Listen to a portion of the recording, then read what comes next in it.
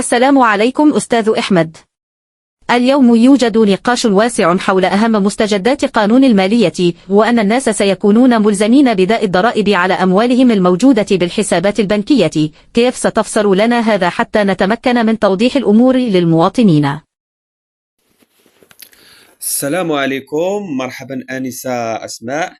تشرفت بالمقابلة ديالكم في هذه الحلقة، وغادي نبغي نوضح للمواطنين المغاربة على أن قانون المالية لسنة 2025 في المغرب جاء بتعديلات مهمة في نظام الضرائب، خاصة فيما يتعلق بالضريبة على الدخل وبالضريبة على الأموال غير المبررة. فالتعديلات اللي شملات الضريبة على الدخل، فكان هناك إعفاء تام للأشخاص الذين يصل دخلهم السنوي إلى حدود 40,000 درهم. هادو غادي يتعفاو نهائيا. أما اللي كيتجاوز 40,000 درهم حتى ل 80,000 درهم، فغاد الشريحة هادي غادي تخضع للنسبة ديال الضريبة ديال 10%. واللي كتجاوز الدخول ديالهم 80,000 درهم حتى ل 120,000 درهم، غادي تكون النسبة ديال الضريبة ديال عليهم هي 20%. أما الشريحة اللي كتجاوز آنسة 120 حتى ل 180 ألف درهم، هاد الشريحة هادي غادي تفرض عليها واحد النظام ضريبي غيوصل ل 30%. وأكثر 180 ألف درهم، الشريحة اللي عندها أكثر من 180 ألف درهم، هاد الشريحة هادي غيكون الحد الأقصى ديال الضريبة ديال عليها اللي غيتفرض عليها هو 37%، سواء في القطاعين العام أو الخاص. وهاد التعديلات فإنها تهدف بالدرجة الأولى إلى تحقيق عدالة ضريبية أكبر وتخفيف العبء عن ذوي الدخل المحدود. أما عن الضريبة التصالحية اللي جات في إطار المستجدات اللي جا بها قانون المالية سنة 2025، فهاد الضريبة التصالحية أو بين قوسين الضريبة على الأموال غير المبررة، فهي تدخل أيضا في سياق الجهود المبذولة لمكافحة التهرب الضريبي وإدماج القطاع غير المهيكل.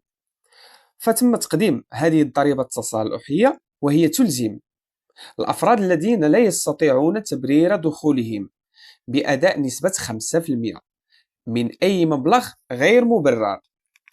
يتوقع أن تسهم هذه الخطوة في تعزيز موارد خزينة الدولة، لكنها والخطير في الأمر قد تؤدي أيضا إلى زيادة الاكتناز النقدي وتجنب التعامل مع البنوك.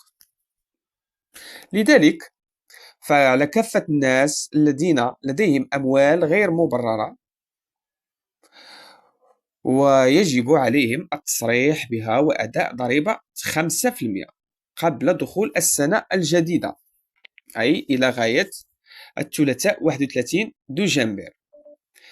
فحسب ما جاء في بلاغ ديال مديرية الضرائب، فإن بعد هذا التاريخ أي 31 دجنبر فإن نسبة الضريبة على الأموال غير المبررة ستكون هي 37%. أكيد وطبعا أن هذا الموضوع فقد أثار نقاشا وجدلا واسعا في جميع ربوع المملكة المغربية، وخاصة على مواقع التواصل الاجتماعي. فالناس خائفون ولديهم مخاوف كبرى من أجل فقدان جزء من أموالهم، وخاصة الفئات الهشة التي لديها بعض الأموال أو بعض المبالغ لا بأس بها في الأبناك، كانت تدخرها من أجل القيام أو قضاء بعض الأغراض أو بعد تحقيق بعض الأهداف البسيطة كاقتناء منزل أو اقتناء سيارة. فهذه الأموال هي أموال بسيطة، فالقانون المالي جاء بالدرجة الأولى كاستهداف للأشخاص الذين يحصلون على موارد مالية مهمة وفي القطاع غير المهيكل أي في النوار، بينما أن الدولة لا تستفيد من هذا الأمر، وهذا يضر الاقتصاد الوطني. فالناس البسطاء ما عليهم سوى تبرير من أين لهم هذه المداخيل وما هي نواياهم فقط، وكل شيء سيكون واضحا مع مرور الأيام.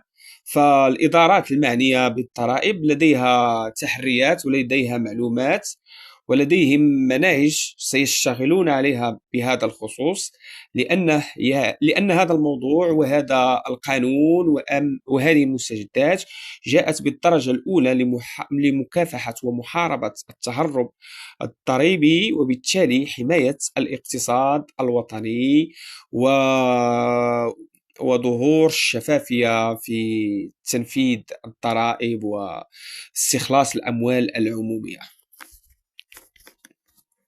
شكرا لكم الأستاذ أحمد على كل هذه التوضيحات، ونتمنى مقابلتكم في فرصة أخرى.